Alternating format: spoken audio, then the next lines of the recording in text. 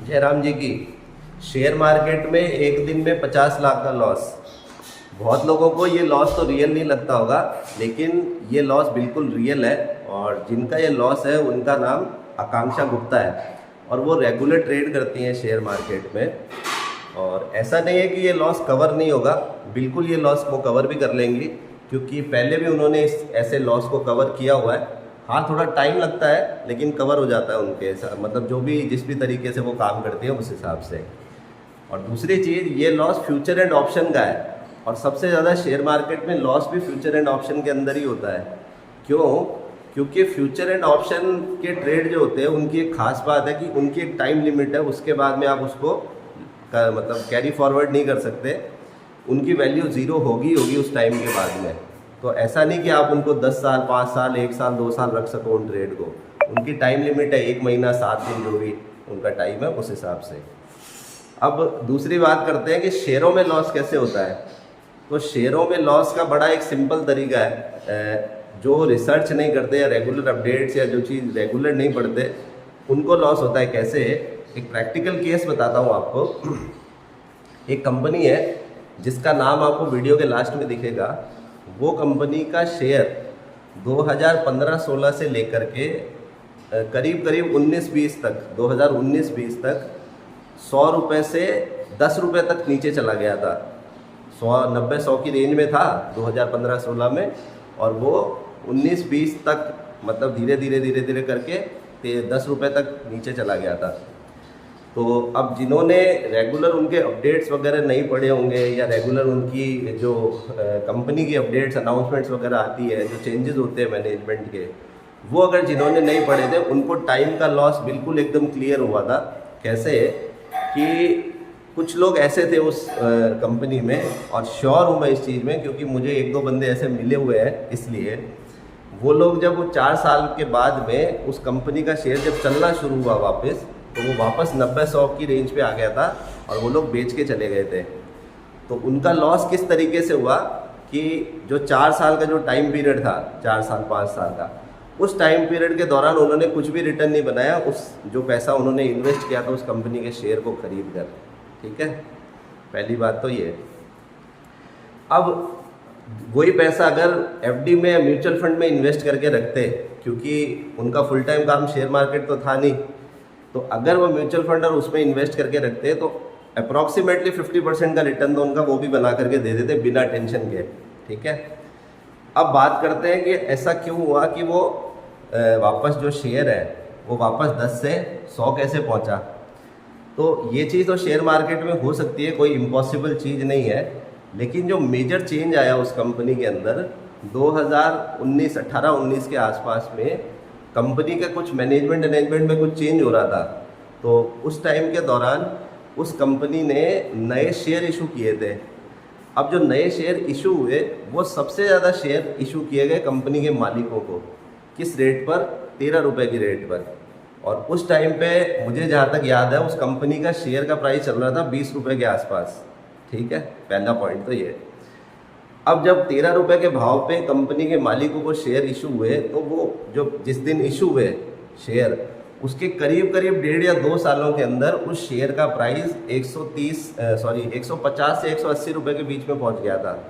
1.5-2 सालों के अंदर जब नए शेयर इशू हुए उस टाइम के 1.5 से 2 सालों के बाद में, मतलब 2019-20 से वो शेयर 2021-22 तक 150 से 180 के बीच में आ गया था। तो जब वो शेयर 130 और 150 की रेंज में आया तो बहुत सारे सोशल मीडिया पर ऐसे बंदे थे जिन्होंने 200 और 250 के टारगेट देने शुरू कर दिए। तो कई लोग ऐसे भी होंगे जो उस टाइम खरीद रहे होंगे ये देख करके कि भाई ये 200-250 जाएगा, तो वहाँ उनको फिर फटका लगा, क्योंकि वहाँ जा कर के वो शेयर स्प्लिट हुआ। तो स्प्लिट होने के बाद में मतलब उसके टुकड़े हो गए। लेकिन अगर प्राइस की बात करें तो प्राइस उसका जो है वो वापस 90 रुपये पे आ गया अब 2026 के अंदर। तो जो लोग रिसर्च नहीं करते या रेगुलर अपडेट्स वगैरह नहीं पढ़ते उनको लॉस इसी तरीके से होता है, क्योंकि जिनको ये पता था कि भाई 13 रुपये के भाव पे मालिकों को शेयर इशू हुआ है, तो ये अपनी एक सोचने की बात है कि भाई जिस बंदे का भी पैसा 2 साल के अंदर 10 गुना से ज़्यादा रिटर्न बन रहा है, वो लोग खरीदने आएंगे और ज़्यादा शेयर या बेचने आएंगे। पहली बात तो ये। दूसरी बात, जो लोग रेगुलर रिसर्च वगैरह और रेगुलर अपडेट्स वगैरह नहीं करते, उनका टाइम का लॉस अपने आप हो जाता है बैठे बैठे, क्योंकि उनको पता ही नहीं होता कि कंपनी में बदलाव क्या हो रहा है, कैसे चेंजेस हो रहे हैं, और कंपनी के शेयरों में उनकी जो क्वांटिटी है वो बदलती है तो क्यों बदलती है, और बदलने के बाद में किसके पास में सबसे ज़्यादा शेयर जा रहे हैं, किस भाव पे जा रहे हैं, ये आधे से ज़्यादा लोगों को पता ही नहीं होता। और उसी कारण से जो शेयर होल्डर 4 साल तक बैठे रहे इस उम्मीद के साथ में कि यार भगवान की दया से किसी दिन ये शेयर चलेगा तो अपन इसको बेच करके निकलेंगे, तो 4 साल 5 साल के बाद में जब वो शेयर 100 रुपये पे आया तो बहुत लोग बेच के निकल गए, ये सोच के कि यार कहीं डूब ना जाए पैसा, जबकि जो लोग थे नए लिए बैठे थे उनका रिटर्न बन गया 2 सालों में।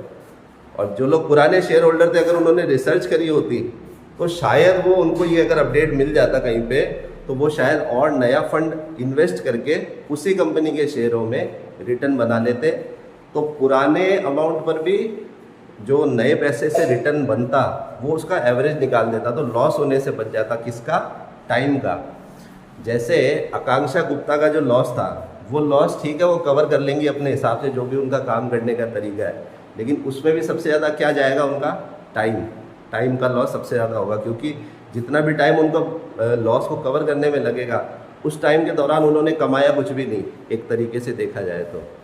और वही बात शेयर मार्केट में कंपनी के शेयरों को खरीदने पर है कि भाई आपको अगर जानकारी नहीं है तो इन्वेस्ट करने के बाद में जो टाइम का लॉस हो रहा है जानकारी नहीं होने की वजह से, वो लॉस आपको पीछे ले जाता है एफडी के रिटर्न से भी पीछे, भले ही आप करोड़ों रुपए लगा करके बैठे हो फिर भी। अब ये बात करते हैं कि शेयर मार्केट फुल टाइम काम क्यों है। तो जैसा मैंने अभी ये पूरा एग्जांपल दिया, जिनको ये नहीं पता था कि भाई कंपनी के शेयर नए इशू हो गए, मालिकों ने नए शेयर ले लिए, तो नए शेयर लेने का मतलब मालिकों ने अपनी जेब से नया पैसा इन्वेस्ट किया है कंपनी के अंदर। जिनको ये चीज़ नहीं पता थी, क्योंकि रेगुलर जो लोग काम नहीं करते उनको ये चीज़ें पता नहीं होती, बहुत लोग हैं ऐसे, क्योंकि उनके पास इतना टाइम नहीं होता अपनी जॉब की वजह से या काम करने की वजह से, तो इसीलिए ये शेयर मार्केट फुल टाइम काम है।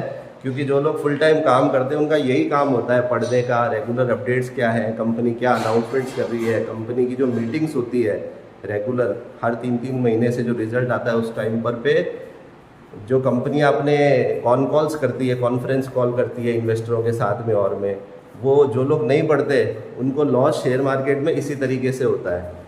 हाँ ठीक है, जिनके पास में एक्स्ट्रा फंड है इतना ज़्यादा कि भाई अपने को पढ़ने की ज़रूरत ही नहीं, अपना तो पैसा लगा दो छोड़ दो, वो कितने लोग हैं? वो तो 1-2% लोग हैं उतने तो। बाकी यहाँ पर ज़्यादातर पार्टिसिपेंट या ज़्यादातर जो शेयर मार्केट में इन्वेस्ट करने वाले लोग हैं वो 80 to 90% लोग वो हैं जिनके पास में एक लिमिटेड कैपिटल है, लिमिटेड ही इनकम के साधन है, मतलब इनकम के सोर्सेज है, वो लोग हैं। ऐसे 1-2% लोग हैं जिनके पास में इतना पैसा है कि भाई लगा दिया छोड़ दिया, वो रेगुलर अपडेट्स ना भी पढ़े तो भी चलता है। तो आप भी इस बारे में क्या सोचते हैं कमेंट करके ज़रूर बताएं, और इस वीडियो को ज़्यादा से ज़्यादा उन लोगों तक शेयर करें जिन लोगों के साथ में ऐसी चोट शेयर मार्केट में आपके सर्कल में किसी के साथ हो रखी हो, ताकि उनको इन चीज़ों का, छोटी छोटी चीज़ों का पता चल सके जहाँ पर वो अपनी गलतियाँ करके बैठे होंगे। धन्यवाद।